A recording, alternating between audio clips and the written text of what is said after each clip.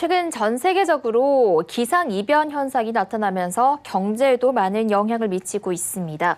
올 겨울에만 해도 미국에서 혹한이 발생했고요. 또 유럽에서도 폭설과 혹한, 호주와 남미의 경우에는 폭염과 가뭄이 발생하면서 많은 인명과 재산 피해가 발생을 하기도 했고 또 가전제품들이 때 아닌 호황을 누리기도 했습니다.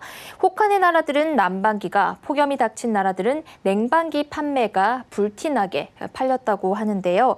이게 남의 나라 이야기는 아닙니다. 우리나라의 경우도 미세먼지가 강하게 불어오면서 가전제품 판매 순위에서 공기청정기가 선두에 올라서기도 했죠. 그런데 또 하나의 재미있는 이야기가 있습니다. 이런 기상재난들이 핸드폰 판매에도 영향을 미친다고 합니다. K웨더 방기석 예보센터장과 오늘 이 이야기 나눠보도록 하겠습니다. 안녕하세요. 네, 안녕하세요. 네, 센터장님, 이 기상이변이 발생을 할수록 핸드폰 판매가 많이 늘어난다면서요? 네, 그렇습니다. 애플에서 예측한 내용인데요. 애플은 지구온난화로 인해서 빈발하고 있는 폭염과 혹한, 미세먼지, 그리고 재앙과 같은 자연재해는 인류를 위협하고 경제에 큰 리스크를 줄 수 있다고 분석을 했는데요.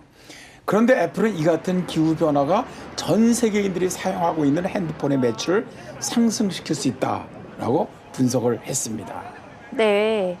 재미있는 이야기인 것 같습니다. 지난번에 나오셨을 때 올해 이 다보스 포럼에서 밝힌 내용 중에 기후변화가 앞으로 10년 동안 이 지구 경제에 가장 큰 리스크가 될 것이다. 이런 얘기가 나왔다고요. 네, 그렇습니다. 기후변화 대응 성과를 평가하고 있는 비영리단체 탄소공개 프로젝트죠. CDP가 최근에 전 세계 7,000개 기업을 대상으로 기후변화가 사업에 미치는 위험과 또 기회를 조사한 보고서를 보면 말이죠. 글로벌 기업도 기후변화에서 자유롭지 못하다고 합니다. 예를 들어서 뱅크 오브 아메리카는 홍수 피해로 인한 모기지 파산 위험성이 증가하고 있고 세계적인 통신업체인 AT&T는 태풍으로 전파탑이 붕괴되면서 리스크가 증가하고 있다고 합니다.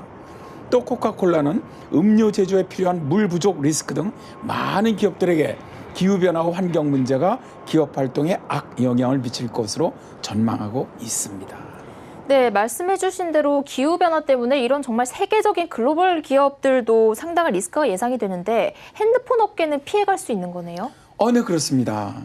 애플의 분석을 보면 말이죠. 사람들은 심각한 재해 발생 빈도가 높을수록 본인의 안전과 사랑하는 사람의 행복에 대한 욕구가 높아지는 경향을 보입니다. 그러므로 핸드폰의 매출은 상승으로 이어질 것이다 라고 예측을 했는데요. 실제로 홍수나 지진, 허리케인과 같은 재해가 발생할 때 가족이나 친구의 안부를 확인하려 하기 때문에 스마트폰이 이러한 수요에 부응할 수 있다는 거죠. 또 최근 핸드폰에는 비상라이트라든가 사이렌 기능이 탑재되어 있고요. 또 부상을 입을 경우 응급처치 방법을 확인할 수도 있고요.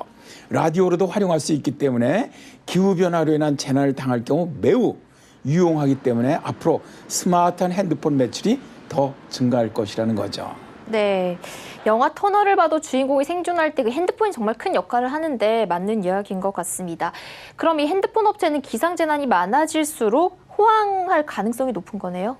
그렇습니다. 일단 애플 분석은 그렇게 보고 있는데요.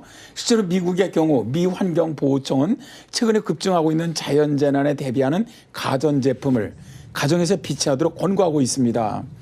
미국의 전기나 수도 인프라가 노후된 곳이 많다 보니까 홍수나 폭염, 혹한과 폭설, 허리케인으로 인한 전기 불통, 수도 오염이 뒤따른다는 것이죠. 따라서 미 환경청은 가정마다 전기 발전기를 구비를 하고 수도 오염에 대비해서는 정수기 구입을 그리고 미세먼지 등 대기 오염에 대비하는 공기청정기를 구입하도록 국민들에게 권고하고 있는 것이죠.